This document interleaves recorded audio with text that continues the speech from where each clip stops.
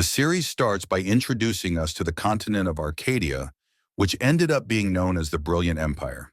Its neighbor is the continent of Truvenia, where many races live together. The monsters known as orcs ended up uniting, prospering greatly, and began to engulf the continent. Humans began to get oppressed by them after a desperate race war. That's racist. They barely succeeded in cutting them off. Crosses was the war hero at the time. He led them to victory by training countless knights using his own mana training method. But once the war ended, the existing noble society and priests grew jealous of his power, then made the foolish decision to exile him to Arcadia. Unaware of what was to come, not long after that, a second war broke out, caused by the dragons, and the human forces were greatly weakened, primarily because Crossan had already left with his numerous follower knights. They once again fell near extinction. In the end, the cornered humans of Truvenia employed a life-risking sorcery to summon a strong individual to replace the exiled hero from another dimension altogether. Although the process was arduous and even more desperate than before, the new hero was called a demigod had slayed the red dragon who started the war. Finally achieving victory, however, the foolishness of humanity once again repeated itself. Back to Truvenia, in a remote forest of eastern area, there's a dead knight whose corpse is already being scavenged. The rest are still fighting for their lives, working together to clear their paths. But since they are using some type of sword aura, we can tell they aren't ordinary knights. One of them men yell, saying the summoning magic was cut off near this area. We learn they are a part of the Penn's Royal Guard, and they are looking for their princess. The man's name is Kozlan, as another yells, telling him to look at this. He looks anxious. When he gets over what he and the rest see as the wreckage we saw earlier, all of the knights dead, the carriage destroyed. Pitzalin asks what happened here. The man tells him that there's no direct trace of the princess, but the area is imbued with magic. Puzzlin asks if this isn't just the trace of a battle, saying maybe it was another noble's wagon. The man tells him to think logically.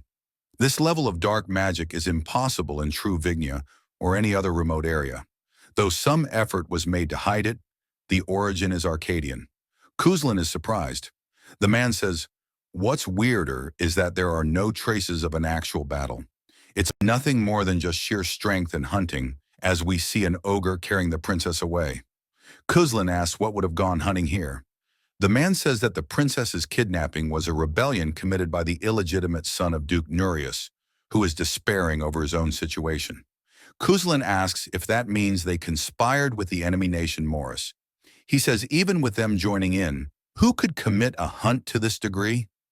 The man says he hates to be the one to say this, but he can take a good guess. Based on the traces, they must have intruded into his domain. We see the prince still alive, but bloodied up. As she looks up, the man continues saying, "Besides the dragon race, it's one of the most dreadful monsters in all of Truvenia." Of course, we already know that he is talking about the ogre. This monster is notorious for never leaving his prey alive. Puzzlin begins to grow panicked. The man tells him that if the magic's been cut like this, there's nothing they can do. Kuzlin starts to wonder if there's no hope. Feeling overcome with frustration, he wonders what if his prey is never left alive? Then why is there no sign of him having killed the princess here like the rest? And he starts to hope that maybe she is still alive. I think we all know what's going to happen here. It jumps elsewhere sometime later to a group traveling through a forest. They are the Peyron company en route somewhere. The guide tells them the sun will be setting soon, and he sucks ass at his job for getting them lost. One of the mercenaries looks on edge as he stares down the path. He tells Pronan to be honest with him, asking if this is his first time. He says if it were him and the road would be like this, he'd have never signed the contract or he'd have hired a lot more guards. Perron nervously plays it off, saying there's no way he can possibly think it's his first time. He starts speaking in legit riddles for some reasons, but says that the area looks different after the last time he was here 5 years ago. But the merc doesn't seem pleased. One of his buddies call out to him saying, if the merchants aren't lying, then that means there's some other factor altering the terrain.